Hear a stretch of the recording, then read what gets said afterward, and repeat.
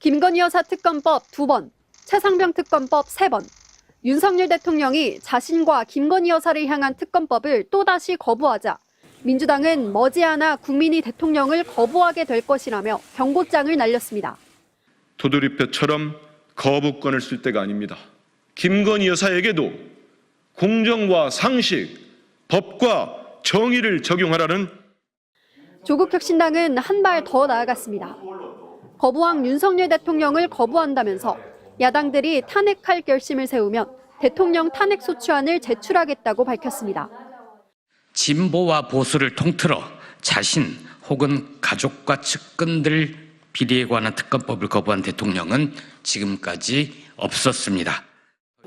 국회로 돌아온 김건희 최상병 특검법과 지역화폐법은 오는 4일 본회의에서 바로 재표결에 붙여집니다. 김건희 여사의 총선 개입 의혹 사건의 선거법 공소시효를 고려한 날짜로 우원식 국회의장 역시 동의한 걸로 파악됐습니다. 반면 국민의힘은 정쟁 유발용 입법 폭주에 대통령이 거부권을 행사한 건 당연한 거라며 야당이 거부권을 유도한다고 맞받았습니다. 단순히 법안에 대한 거부가 아닌 법치주의와 삼권 분립의 원칙을 지키기 위한 책임 있는 조치입니다. 이탈표는 없다고 장담하고 있지만 국민의힘 안팎에서는 특검과 상관없이 김 여사가 직접 사과해야 한다는 목소리가 커지고 있습니다. 국민의힘 김재섭 의원은 특검법이 나쁘다 하더라도 김 여사의 책임이 사라지는 건 아니라며 김건희 여사가 사과해야 한다고 말했습니다. 유승민 전 의원도 본인과 배우자의 특검법에 이해 당사자인 대통령이 거부권을 행사하는 것은 상식에도 맞지 않고 헌법 정신에도 어긋난다고 지적했습니다. MBC 뉴스 김정우입니다. 검찰은 불기소 이유로 직무 관련성이 없다는 이유를 들면서 청탁금지법상 직무 관련성은 직무와 관련한 대가가 인정돼야 한다는 취지라고 설명했습니다. 뇌물죄의 핵심인 대가성까지 입증해야 한다는 논리입니다. 하지만 청탁금지법 제정에 참여한 인사는 증명이 까다로운 대가성을 입증하지 않도록 사각지대를 보완한 법이 청탁금지법인데 검찰이 가능한 가장 좁게 직무 관련성을 해석했다고 지적했습니다. 대통령의 직무 관련성도 너무 좁게 해석했다는 비판도 나왔습니다. 직무 통제를 하는 법이라면은 대통령뿐만 아니라 대통령 주변에 있는 사람들까지 포괄하는 개념으로 묶어줘야 되는 거죠. 그 대통령 부인이기 때문에 찾아간 거지 평범한 회사원 부인이었다 찾아가겠습니까? 처벌 조항이 없어 배우자에게 형사 책임을 묻지 못하더라도 공직자인 윤석열 대통령만큼은 제대로 조사했어야 한다는 지적도 있습니다. 윤 대통령의 반환, 신고 의무 이행 여부를 꼼꼼히 들여다봤어야 한다는 겁니다.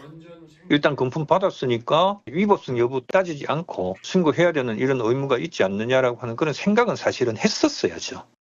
이참에 법을 보완하자는 의견도 있습니다. 배우자에 대해서 분명히 처벌 규정을 둬야 하는데 그 규정을 안 둔 것 자체는 명백히 입법적 불비란 말이에요.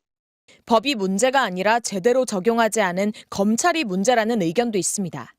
김건희 여사라고 이야기하는 것 자체가 권력의 상징이고 한 부분이지 않습니까? 당연히 법적인 통제 대상이 돼야 되는 거죠. 2016년 시행된 청탁금지법은 금품을 받고도 무죄가 선고된 스폰서 검사, 벤츠 검사 등에 대한 국민적 공분 속에 만들어졌습니다. 검사들의 일탈을 계기로 만들어진 법이 디올백 사건에 대한 검찰의 법 적용이 논란이 되면서 또다시 위기를 맞고 있습니다. MBC 뉴스 구나연입니다.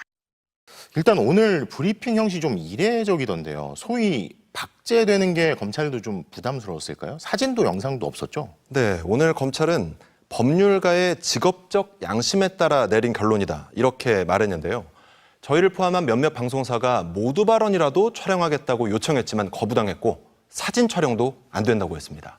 오늘 검찰은 최재형 목사 명예훼손 무혐의 이유를 설명하면서 대통령 배우자의 가방 수수 행위는 국민의 공적 관심 사안에 해당되기 때문에 공개한 게 죄가 안 된다 이렇게 얘기했거든요. 그런데 정작 국민의 공적 관심 사안에 대한 수사 발표는 비공개로 진행한 겁니다. 앞뒤가 안 맞는 거죠.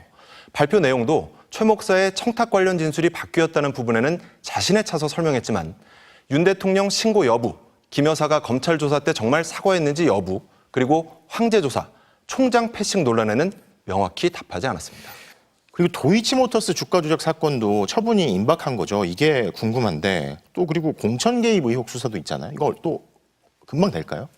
네, 일단 오는 18일이 서울중앙지검 국정감사인데 수사팀은 최소 국감 전에는 처분을 끝내겠다는 계획인 걸로 알려졌습니다.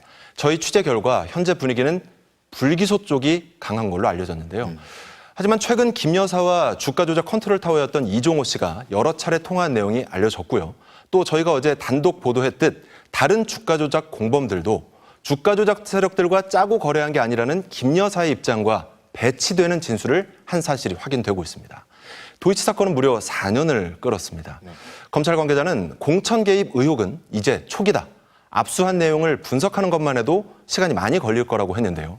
수사 향방에 따라 파장이 만만치 않을 걸로 보입니다. 재판부로 가는 길목을 계속 검찰이 막아서고 있는데 어떻게 될지 궁금하네요. 자, 지금까지 이준희 기자 잘 들었습니다.